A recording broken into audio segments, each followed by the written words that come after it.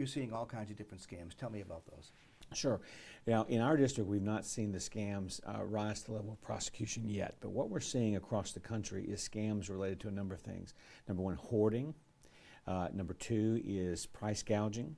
And then we're seeing a range of scams designed to get people's money based upon their fear. So it's things like, I have a cure for the coronavirus, and all you have to do is give me a little money, and I'll share that with you. Well, there is no cure for the virus right now. And so people should walk away from those types of things. People are trying to convince individuals that you'll get the money that the Congress is appropriating at the President's request to fuel the economy if you give us your bank information, or if you provide us a little seed money, then we'll get that too. Government agencies don't work that way.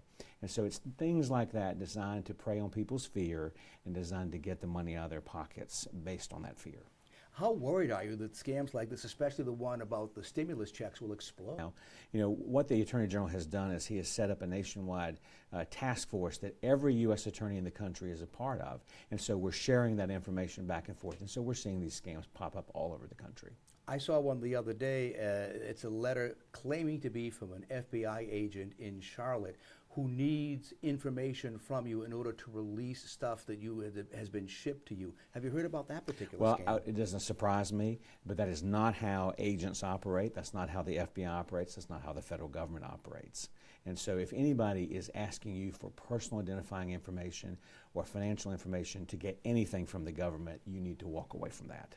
How do you fight these scams? Because so many of them are coming from offshore. Well, we fight them aggressively by prosecuting anybody involved in them, and we're going to do that. The Attorney General has asked us to be very aggressive in it. We're relaxing all of the requirements for bringing those types of cases into federal court, and we're going to pursue anyone that's involved in them. And the way we do it, just like we do any other investigation, is you start with the people that are on the ground committing the crime, and we work our way up the chain of people involved in the crime. Will you have the resources here in North Carolina, for example, in your district, to be able to do that? Absolutely. I've already assigned 2 prosecutors in our office to focus on this. They are working in conjunction with the FBI, the IRS, and other agencies, and then we have the full resources of the federal government. And what we're doing is, as part of these task forces, is we are banding together all 93 United States attorneys in the country. We're working together, and we will shift the evidence to whatever district has the best chance of convicting the individuals that are leading these schemes. Regarding price gouging, is that something that's attacked only on the local level by the state AGs, or is it something the feds can also deal with? We can both do it. The State Attorney General is very aggressive in doing that and already has collected something like 200 examples of individuals either hoarding or price gouging.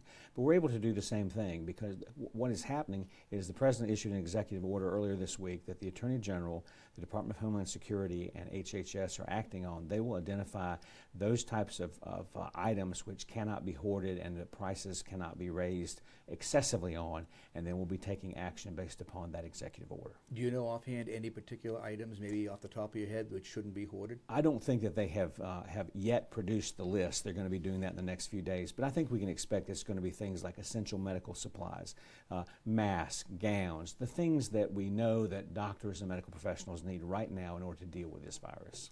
What kind of federal penalties will be involved in, for example, hoarding or price gouging?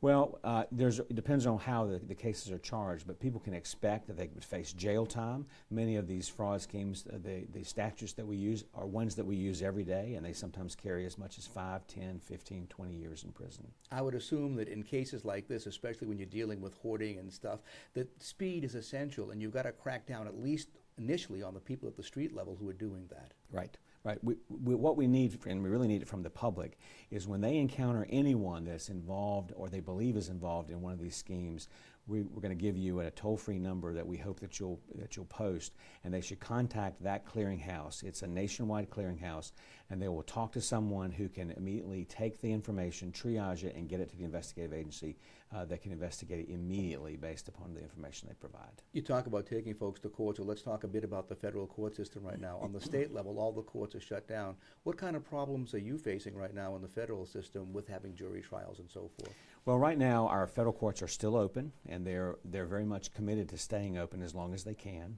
Our grand juries are still functioning. The investigators are out there continuing to do their job, whether they're investigating these types of frauds or whether they're investigating drug crimes or violent crime. Federal agents, state and local law enforcement, they're still on duty just like they always are. Of course, we're trying to take precautions in the federal court system to make sure that as individuals encounter the court system that they're safe.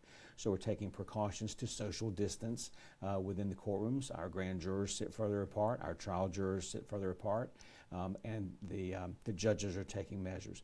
The court system right now, we're not having trials for about the next 30 days, but we're continuing to charge individuals, we're continuing to maintain people in custody that should not be out on the streets because of the crimes that they're accused of committing, and we're continuing to function as a court system, and we're all committed to doing that. If this thing goes beyond 30 days and the stay-at-home orders continue, will jurors be exempt in order to travel from their home to the federal court for a trial? They will. The orders that have been issued in all the communities in North Carolina that I'm aware of, including here in Wake County, have specifically exempted law enforcement professionals and those that are involved in court functions. And so right now that would not be a problem for anyone.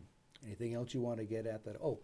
Bankruptcy. Do you know anything about whether the bankruptcy courts are open? We know that the bankruptcy court is still functioning. My office, we do appear in bankruptcy court, but we're not as involved in that court as we are in the regular U.S. District Court. But the bankruptcy court is still functioning at this time. So if you need to file and all that stuff still happens the way it would normally do? As far as I know it would, I would suggest that they contact the clerk of the bankruptcy court to make sure before they take any action that they know what the court is able to do. Because that's all civil stuff as opposed to criminal. It is, yes.